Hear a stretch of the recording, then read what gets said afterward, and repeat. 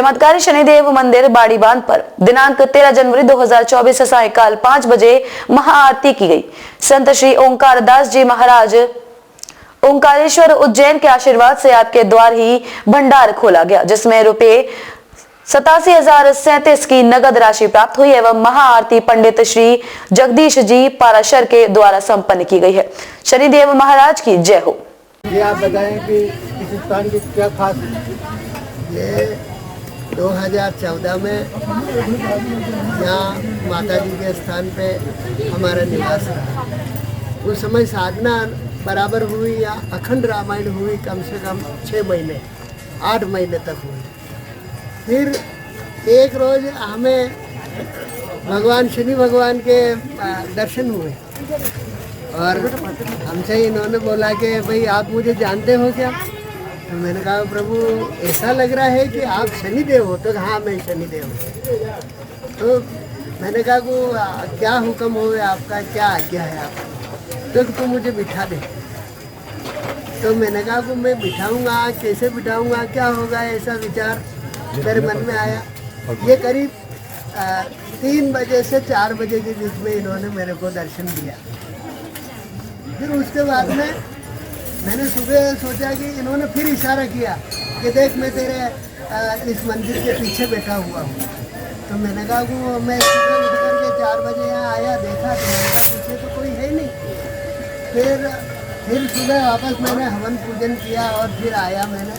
तो जो ही देखा मैंने खाई में एक ऐसे जो सिग्नापुर के जो शनिदेव हैं वैसे शनिदेव एक ऐसा चट्टान रूप में यहाँ खाई में थे।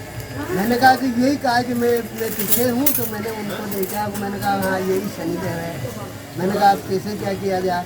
फिर दूसरे दिन मेरे को विचार में आया कि जल्दी से स्थापना कर दें। तो उस रोज़ त्रयोदशी थी, जिस रोज़ हमारे को ये स्वप्न में आए।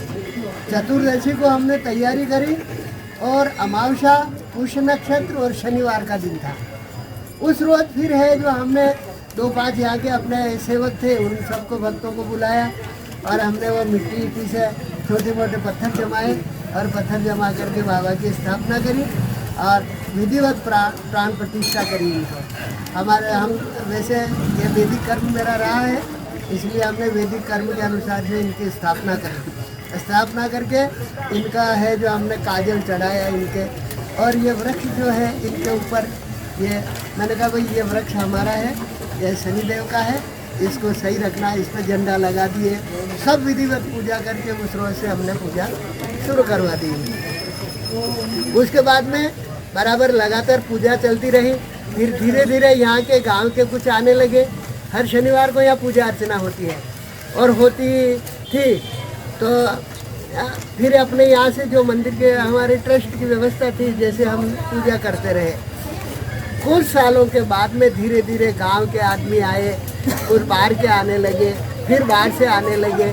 धीरे धीरे यहाँ की महिमा अनंत महिमा हो गई है और आज ये जो महिमा है इससे कई अनंत गुना और बढ़ेगी अभी तो। और शनिदेव महाराज की अभी इनका प्रारंभ हुआ है, अभी इनकी महिमा और बढ़ेगी और ऐसी बढ़ेगी कि एक दिन इस गांव को बाड़ी नहीं कहेंगे, ये शनिदेव चमत्कारी शनिदेव महाराज की इसे बाड़ी प्रसिद्ध होगी शनिदेव के नाम से और इनकी अनंत महिमा होगी।